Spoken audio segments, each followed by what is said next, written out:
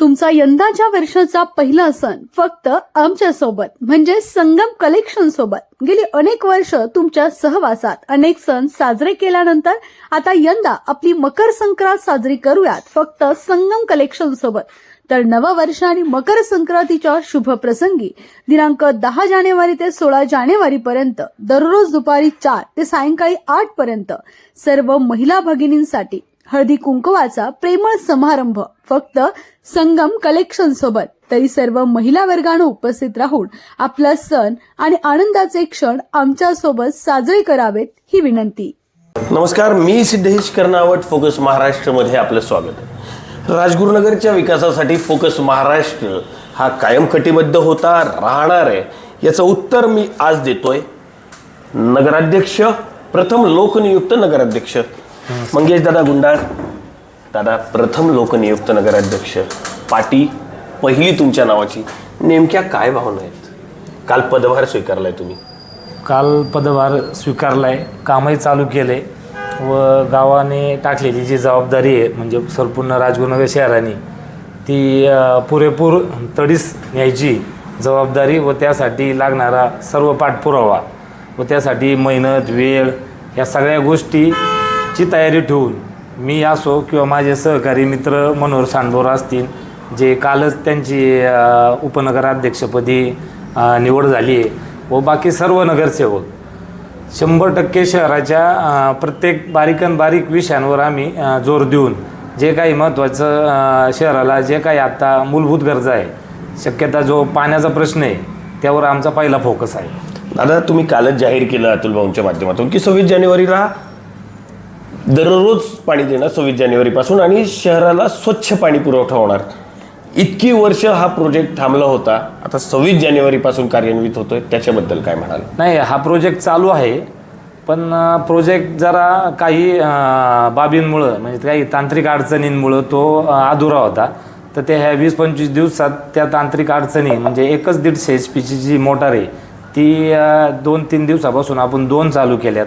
मग त्याचा जो लागणारा पाणी पुरवठा होता, मग त्याचा पाणी जे आपल्याला चाचकामान धरण्यातनं वेताळायला न्यायचं होतं त्याची क्षमता आता वाढवलेली आहे। ती क्षमता वाढल्यामुळं जी 40 लाख लिटर पाणी आपल्याला मिळत होतं शहराला राजगुरुनगर, ते 26 जानेवारीपर्यंत आपण 80 लाख ते 1 असं त्याची क्षमता वाढवलेली आहे व ते 26 जानेवारीला आपण चालू करत आहे राजगुरुनगर शहराला रोजच्या रोज पाणी। दादा, आव्हाने अनेक आहेत, मात्र आता येत्या काळात तुम्ही पहिलं असं कुठलं काम आहे की जे तुम्हाला वाटतं की हो, पाण्याशिवाय हे एक फार महत्त्वाचं काम आहे आणि ते राजगुरुनगरच्या नागरिकांसाठी सोपं झालंच पाहिजे, असं काही आहे का तुमच्या मनात? सर्वात महत्त्वाचा प्रश्न तर कचरा समस्या जी आहे ती आपल्या घंटागाड्या राजगुरुनगर शहरात फिरतात आहे, पण सगळ्यात महत्त्वाचं नागरिकांनी सुद्धा त्याच्यात थोडा कचरा समस्येला सहभाग जर दिला तर सगळ्यात महत्त्वाचा पार्ट ठरेल तो।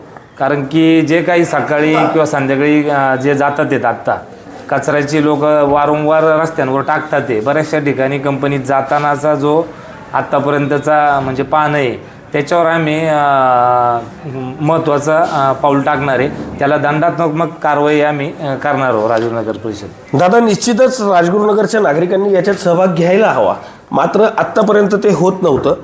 थोडंसं मागे जातो, 1 महिना मागे खाजगी मंगेश गुंडाळ किंवा अतुल देशमुख असतील, या दोघांवरही पक्षीय टीका झाली, तरी सुद्धा आपण निवडून आलात। स्वच्छ, प्रामाणिक असे चेहरेची जी टीका केली गेली त्या टीकेवर आज मी मुद्दाम तुम्हाला प्रश्न विचारणार आहे। त्या सगळ्यांनंतरही आपण ती झेललीत आणि सामोरे जात निवडून आलात, त्या टीकेवर आज काय म्हणाल? काय नाही, जो शहराने कौल दिला आहे मग त्यांनी स्वच्छ प्रामाणिकच माणसांनाच सगळ्यांना जे नगरसेवक असतील किंवा जे कोणी असतील तीच लोक निवडून आलीत ना। इथं जे कामाच्या जोरावर जो आत्तापर्यंत म्हणजे विकासाच्या जोरावर जी इलेक्शन झाली त्याला बाकीचा कुठलाही आधार नव्हता आणि सर्व तरुण वर्ग व सर्व होतकरू मुलं तेच नगरसेवक झालेले आहेत किंवा त्यांच्याच घरातनं महिला असतील त्या नगरसेविका झालेल्या आहेत व तीच लोक आता काम करतात व लोकांनी दिलेला कौल आम्हाला मान्य आहे। युवकांकडे शहराच्या लोकांनी कौल दिला, तुम्ही तुमचं उद्दिष्ट सांगितलं। शेवटचा प्रश्न, फ्युचरमध्ये असा कुठला काही ड्रीम प्रोजेक्ट तुमच्या हातून तुमच्या काळात व्हावा असं काही तुमचं स्वप्न आहे का? एक नाही असे एक 5 ते 6 ड्रीम म्हणण्यापेक्षा की जे शहराच्या महत्त्वाचा दृष्टिकोन आहे शहराचा, की ते शहराचं एक म्हणजे चांगलं पर्यटन स्थळ पण होऊ शकतं त्याच्यात, किंवा शहरातल्या लहान मुलांपासून सगळ्यांना त्याचे सुविधा व सर्व नागरिकांना त्याचा एक चांगला बेनिफिट भेटेल व शहराला एक चांगलं सुंदरता त्याच्यातनं निष्पन्न होईल. असे भरपूर प्रोजेक्ट आहेत. आमच्या सूत्रांकडून एक माहिती आहे, तब्बल 90च्या वर असे लोक आहेत ज्यांची या नगर परिषदेत 1 लाखाच्या वर बाकी आहे, घरपट्टी आणि पाणीपट्टी.